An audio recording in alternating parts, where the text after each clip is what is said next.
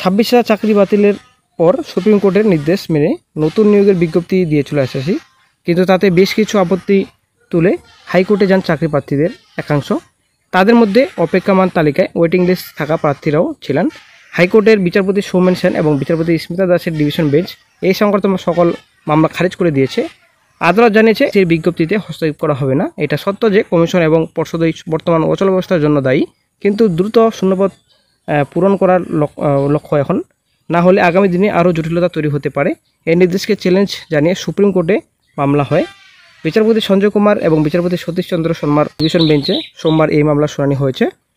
মামলাকারীদের উদ্দেশ্যে বিচারপতি কুমারের প্রশ্ন, আপনারা কারা, যোগ্য না অযোগ্য? অযোগ্যদের তো বার করে দেওয়া হয়েছে। এরপর তার মন্তব্য, আমরা কোথাও বলিনি যে আগের বিধি মেনেই নিয়োগ প্রক্রিয়া সম্পন্ন করতে হবে। আমাদের রায় দেখুন, আমরা বলেছি নতুন নিয়োগ প্রক্রিয়া শুরু করতে, কোনো বিধির কথা বলিনি। একটি দায়িত্বপ্রাপ্ত সংস্থা, এই অবস্থায় নিয়োগ নিয়ে তারা সিদ্ধান্ত নিতে পারে। যারা বঞ্চিত তাদের যোগ্য বা অযোগ্য কোনো তালিকাতেই ফেলা যায় না। আদালতের পর্যবেক্ষণ, এই মামলাকারীরা নিয়োগের জন্য নির্বাচিত হননি। তাহলে আমাদের দাবির গ্রহণযোগ্যতা থাকতে পারে কিভাবে?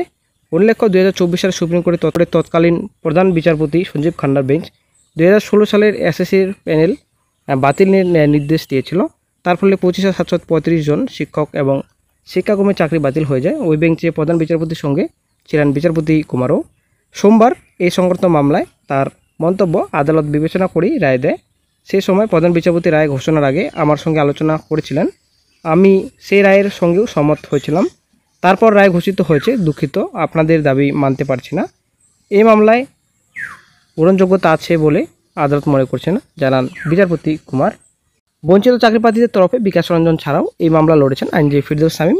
এছাড়া এসএসসির তরফে ছিলেন আইনজীবী কপিল সিব্বল এবং কল্যাণ বন্দ্যোপাধ্যায়।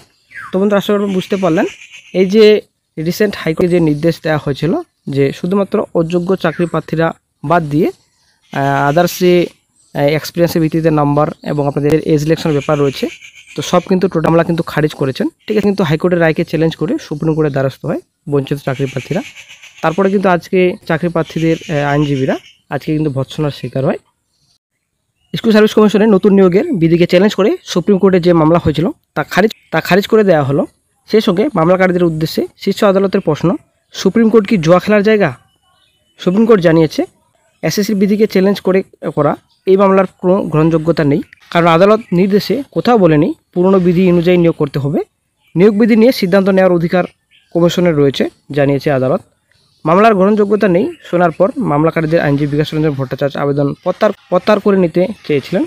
তা শুনেই বিচারপতি অসন্তুষ্ট হন, কারণ ততক্ষণে এই মামলার শুনানি বেশ কিছুটা হয়ে গিয়েছিল। বিচারপতি জানান মামলা প্রত্যাহার করা হবে না, তা খারিজ করা হচ্ছে। আইনজীবীদের এমন আচরণ দুর্ভাগ্যজনক। তো বন্ধুরা, আশা করি ক্লিয়ার। তো আশা করি আপনারা বুঝতে পেরেছেন। তো সমস্ত তথ্য কিন্তু বর্তমানে পরিষ্কার। বেঞ্চ যে রায় দিয়েছিলেন সেই রায় কিন্তু বহাল রাখেন সুপ্রিম কোর্ট। ঠিক আছে, এক্সট্রা যে এক্সপ্রেসিভিতে নাম্বার সেই নাম্বার থাকছে এবং যে এজ ইলেকশন ব্যাপার রয়েছে সেটাও কিন্তু থাকছে।